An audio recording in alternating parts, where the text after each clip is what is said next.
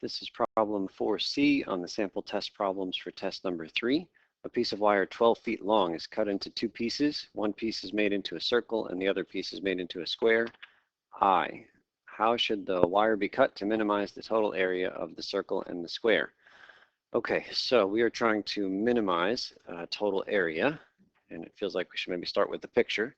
We had a piece of wire that was 12 feet long. So altogether this is 12. And we're going to cut it into two pieces, and I don't know exactly where we're going to cut it, so let's just pick an arbitrary point. Say that's going to be the cut point, and then the piece to the left, you can decide whether to call that the circle or the square. I'm going to call that the circle. So this is my circle. Cut it and then wrap it around into a circle, and I'll call it X. And then the piece to the right, whatever's left over, that's going to be cut and then bent into a square, and so don't call it Y. It's a 12 minus X, this distance here. All right, so before we go any further with this problem, let's think about the real life domain, because we only have 12 feet of wire to cut, so we got to make sure we don't exceed the allowable dimensions. So we know that the smallest that you could pick, X, because X is a length, would be 0, and the biggest you could pick for X would be 12. These are the two extremes. So one of them makes it so that you're using the entire wire for the square and the other for the circle. So maybe pause the video and just think for a moment which one is which. So hopefully we've concluded here that if X is 0, you're using nothing for the circle, because remember X was the red, the circle part. So that means you're taking the entire wire and using it for a square.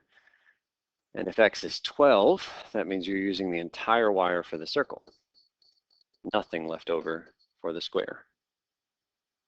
Okay, so we know we're trying to get to the total area of the circle and the square, so it seems like we need to start drawing some pictures that relate this wire to circle and square. So I'll draw a circle here in red, and then whatever's left over in green is going to be my square.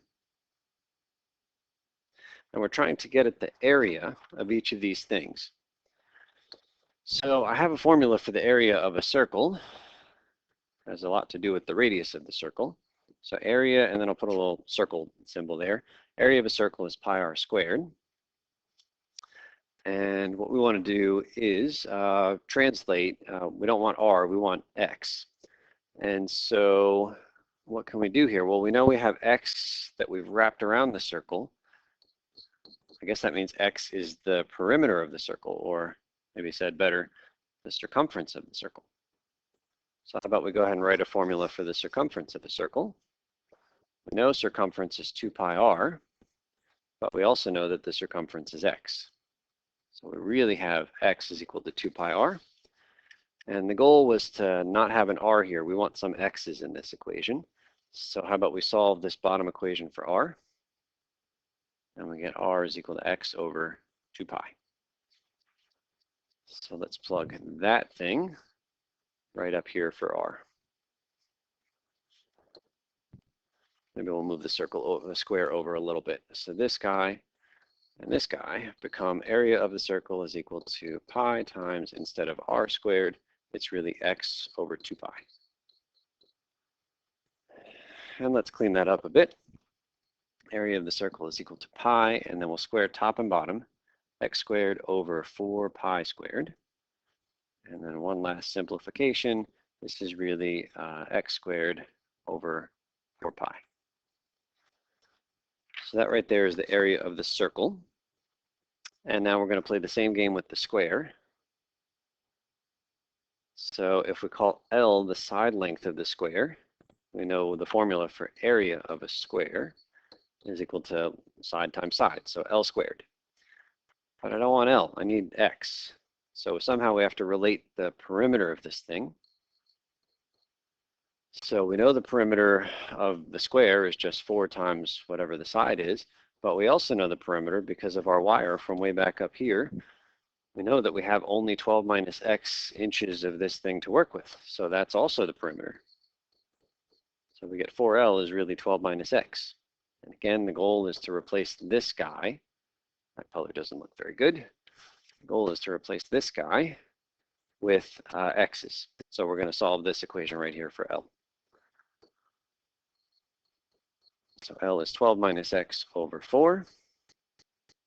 And so we'll bring this equation over and this new thing we've just found up here and figure out that the area of the square is really equal to, instead of L squared, turns out to be 12 minus x over 4 squared. So that right there is the area of the square. And the problem here is to minimize the total area. So let's put our two area formulas together. So we'll do this here in blue. So the total area is equal to the area of the circle plus the area of the square. Area of the circle is right here in red, x squared over 4 pi. Area of the square is slightly off the screen there, top right, 12 minus x over 4, whole thing squared. So did a lot of pre-calculus work trying to get a formula for the area with only x as the independent variable. And now that we've got it, we're ready to do calculus things. So let's go ahead and take a derivative of that thing right there. So we're going to bleed down into this space here. Area total prime is equal to, all right, you're welcome to use a quotient rule on that fraction, but 4 pi is a constant multiple, or I guess 1 over 4 pi is a constant multiple. So it's just sitting there waiting for you to take a derivative of x squared. That's 2x. Plus derivative of this stuff squared, that's a chain rule. 2, copy the stuff, subtract 1, I'll put a 1, you don't need to. Don't forget chain rule comes in and says times the derivative of the stuff. The derivative of the stuff, again, you could use a quotient rule here. I think ultimately the derivative of that stuff turns out to be minus a quarter. So take your time as you get that derivative. And next thing to do is take this derivative and set it equal to 0. Looking for critical points. How about we spend a little bit of time cleaning this up before we try to do the algebra to solve it? So we'll go ahead and cancel the 2 and the 4. This gives me an x over 2 pi plus. Okay, over here, this 2 can cancel with this 4.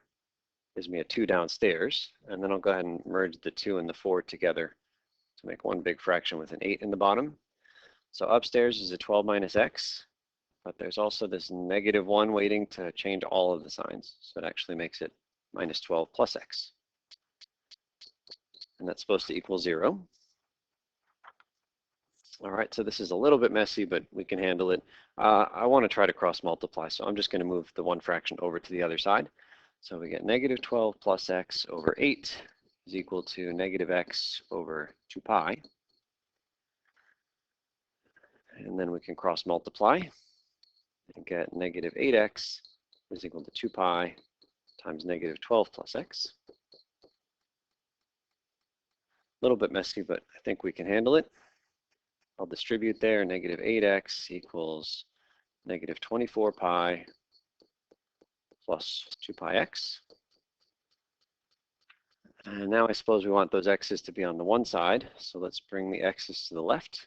So we get negative 2 pi x minus another 8x is equal to negative 24 pi. Now that we've got that, we can factor something out of the left-hand side. That something is x.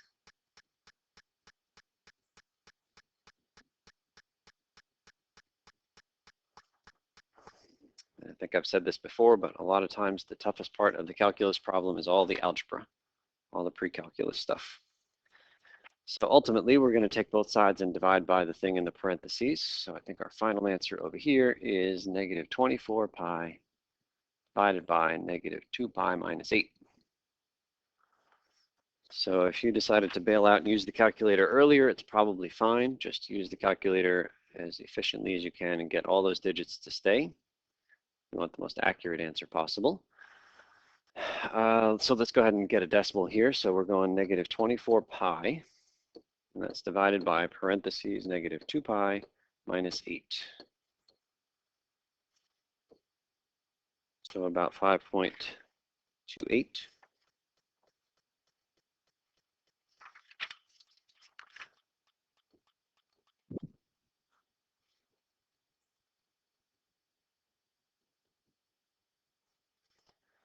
Okay, so that's the critical point.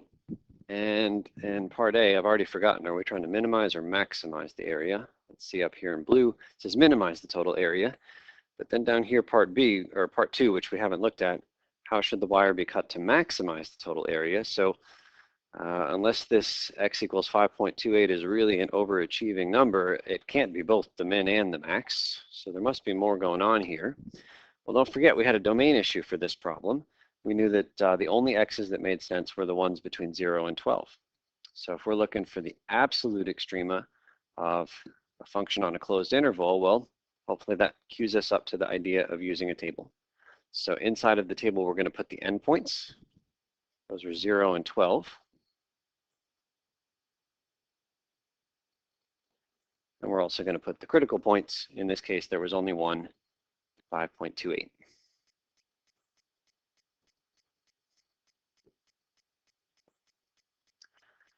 And our job is to plug all of those numbers into our area formula. So we're probably going to want to use the calculator to help us here. And it looks to me like this top blue line is the simplest area formula we had. So how about we put that into the y equals. So very carefully, x squared divided by, don't forget parentheses, 4 pi, plus parentheses, even more parentheses, 12 minus x, divide by 4, close the parentheses and square. So I think I've typed that correctly. I'm going to go into table set because I'd really like to be able to punch in the numbers that I want. I only want the numbers that are in this table down here. So I'm just looking specifically for 0, 12, and 5.28. So I'm going to do that by changing the independent variable here to ask. And with that set up, these two up here don't matter when it's on ask, so don't worry about those numbers. But if we do second table, something is funny.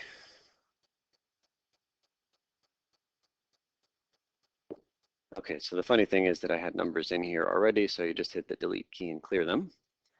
So the numbers that I really care about are 0 and 12 and 5.28. Gosh, I probably should have stored that number. So how about we do that now? Store this 5.28, we'll call it alpha A. And then if we're back into second table, I can then, I think, just type in alpha A right here. And so it types in the 5.28, but keeps all the digits for us, and then we get the area is 5.04. Okay, so let's take a screenshot of that. All right, so we've got our screenshot of the y equals and also of the tables. So now I'll just copy these numbers from our screenshot, 11.459. We'll call that about 5.04. And remember, absolute extrema on a closed interval, all you need is the table. Well, it's a continuous function. All you need is the table, and we're going to pick the biggest number and the smallest number in that y column, the area column. And those will be our max and our min. So the smallest number we see is this 5.04. So that means that the absolute minimum area occurs when x is 5.28. I don't remember if the question asked for it, but the corresponding area is 5.04 square inches. So if you cut the wire 5.28 inches from the left, make the left-hand part a circle, the right-hand part a square, the combined area will be just over 5.04, and that's the smallest possible area. If you want the biggest possible area, we just look for the biggest number in the list. It happens to be at an endpoint. This is the absolute maximum area. It occurs when x is 12, and that maximum area is 11.459. And remember, x equals 12 was one of our endpoints, so that's special. Does that mean we're using the entire wire for the square or the circle? And hopefully we remember or can figure out that, we'll just put in parentheses here, this means that you're using the whole wire for the circle. Turns out circles are the optimal shape when you have a given perimeter and you want to make the shape with the biggest area. So I think we've got our absolute max, we've got our absolute min, and we're done.